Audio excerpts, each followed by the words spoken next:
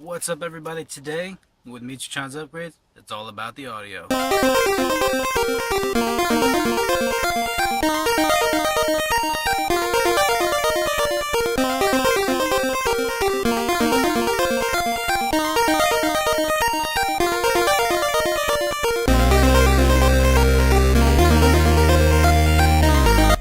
So as you can guess, we are doing more speaker work in this 2003 Mitsubishi Lancer OZ Rally edition, otherwise known as Mitsu. This is my personal car, as you all are very aware if you watch the Car Rant show, as well as Mitsu-Chan'S upgrades. So yes, we've done some upgrades in this car as far as the audio is concerned already. Yes, we've also not done any performance upgrades as of this point, but that will change in the next week or two, so stay tuned for that. That said, we have done the head unit. We've put in a nice Bluetooth Sony system for the head unit, as well as changed out the rear deck speakers. Now in this particular car, apparently not all LS/OZ models are the same. Some of them have 2 additional speakers in the doors, as well as the ones that are at the bottom of the doors. My car doesn't have that. On top of this, my car uses the same size speakers in the doors as well as the rear deck. So because of that, I figured we could go with what we already know. The Kicker CS65 speakers. These are 300 watt peak. They sound fantastic in the rear deck, and I know that with a little bit of fine tuning in the head unit, we'll be able to get a really nice, balanced, rich sound out of these in this particular car and just work the audio a little bit. Not too much to do there. So really happy I could get these for a pretty good price. I got these on sale at Best Buy. Normally I believe this set is like close to 80 bucks. So, you know, we're not exactly going cheap on these, but these are going to be great speakers for this car, and I'm really excited to change out the stock speakers in the door. Just because I've noticed that the CS65s in the back actually outperform the front. Meaning, it's, even though the output on my Sony head unit is balanced as far as decibel range for both sides, the ones in the back are just louder. They have a greater performance than the ones in the front. So to, you know, not blast my poor passengers in the back seat, I wanted to get the same thing in the front. That way it's all balanced all the way around, and I can just kind of fine tune it and it'd be all set. So that said, let's move on to the doors. Now the doors themselves are actually going to have to come off on this car. Yep. Not completely off, just the front panels that you see, which we'll show you that here in a second, how to take them off. But unlike my Honda Civic in the Honda's upgrades show list, you could just take off the mesh and it was all set to go. For whatever reason, Mitsubishi did not have the same train of thought as Honda, so we have to take the whole door off. Now that said, you want to make sure that you have plenty of time to do this upgrade, because it's going to take some time to take the doors off. Not too much, but longer than just taking the grill off. And you're also removing the side of the door itself, so safety wise it's just not wise to drive without it on there. That said, you know, there's really not much to this.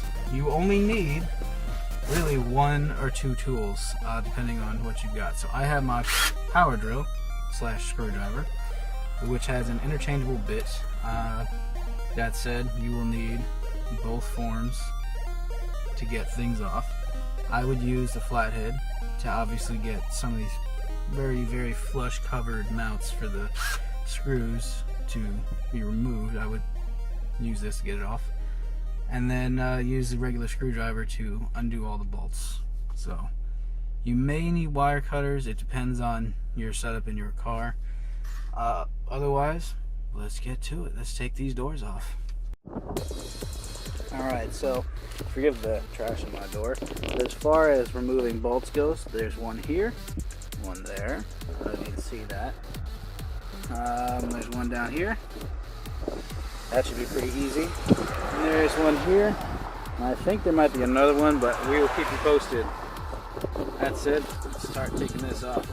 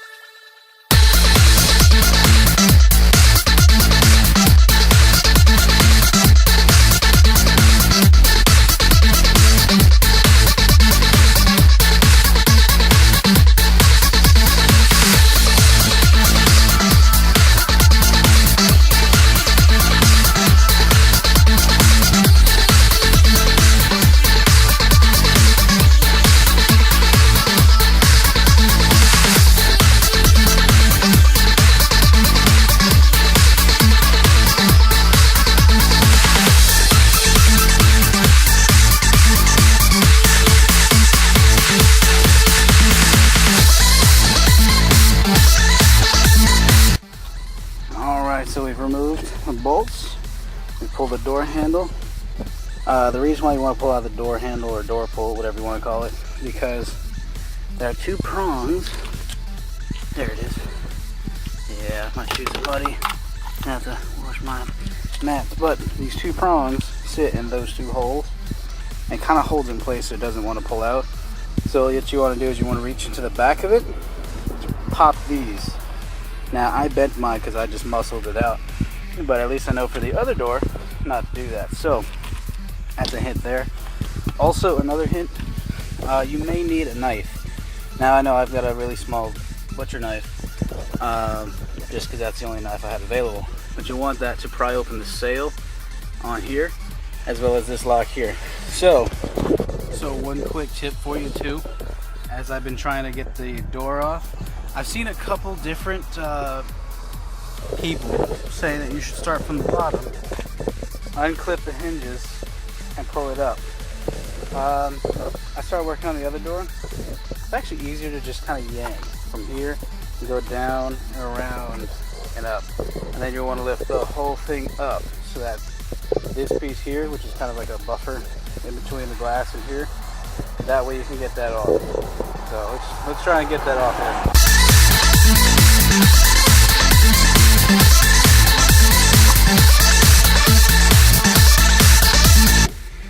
So hopefully you all saw what I did there. I ended up pulling the piece where the handle goes off to allow it for easier access in and off. Now many places are saying to unclip everything. So we're going to do that on this door and see if that works. Easier than just trying to straight install on the other door. So really nothing different here except for the electronic components that are inside the door down there. So, and then you can see the speaker. So we're getting close.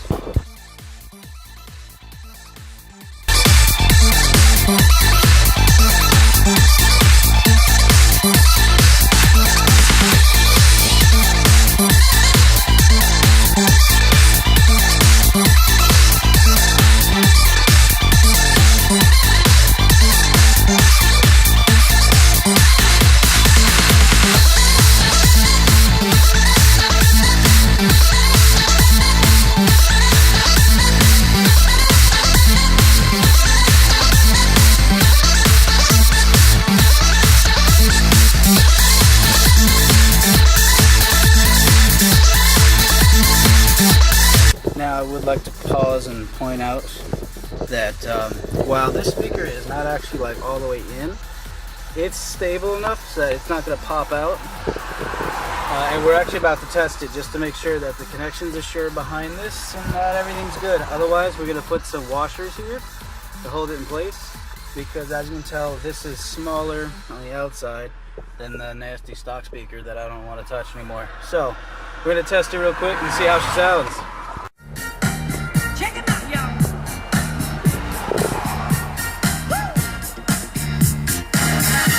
It ain't hard to do.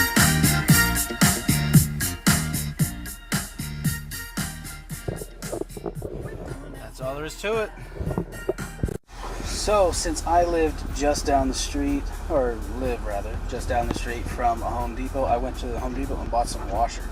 Now what these are going to be used for is you're just going to take the screws. Since my screws and the speaker are just a smidge smaller, what I'm going to do is I'm going to use these in conjunction with the screws as basically a mounting system to keep the speaker in place. Using this will allow me to not have to drill new holes into the metal, but it also allows me to just use the pre-existing holes and not have to try and make some newfangled thing to keep my speaker in place. This basically forms an anchor that will hold the speaker up against the steel of the car door and it'll stay in place. Let's get these on, and after that put the door back on and you'll be all set. Since we tested both speakers, they work great, they sound great too, and yeah, this install is really straightforward. The only challenge honestly is getting the panel of the door off. The changing out of the speakers couldn't be easier. It's just getting the door off. That's the only trick and challenge. Otherwise, let's get these bolts on.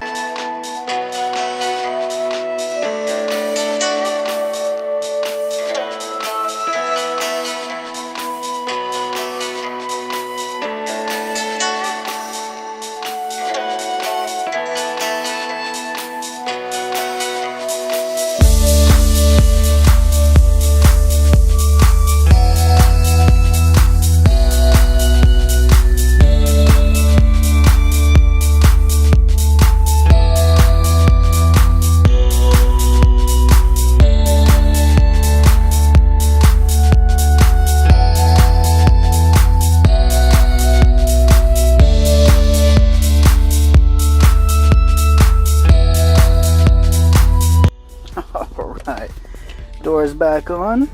New speakers are in. Sounding fantastic, just like the other ones. Notice that these are a lot hotter, obviously, than the other speakers. When I say hot, I mean it's got a much stronger signal. For those of you that are not as musically inclined or just don't know that much about speakers, hotter speakers tend to have better higher register as well as more articulation. So if you like your music to be very, very precise sounding, i.e. people that like to listen to jazz and classical and things like that, you'll want higher gain type speakers, because then you can hear all of the notes a little bit more precisely. That said, I picked these speakers because my head unit is rated for 200 watts, but the speakers themselves are rated for 300 watts, meaning I'm going to get really, really good articulation at a lower volume, so I don't have to crank out the speakers to get good sound or anything like that. I can just simply, turn on the stereo, turn it up a little bit, and there it is. There's all the audio. So, that said, I hope you guys enjoyed this. I hope that it was helpful for you guys. Those of us that rock the front wheel drive Mitsubishi Lancers. This could also work, by the way, for the Evo of the same model year. And I say that only because, well, I looked into getting an Evo, and the speaker sets are just about the same. So, if you had any concerns about that, rest assured you will be fine. Otherwise, it's time for me to sign off. Appreciate y'all watching. See you on another episode of Mitsu-Chan'S Upgrades.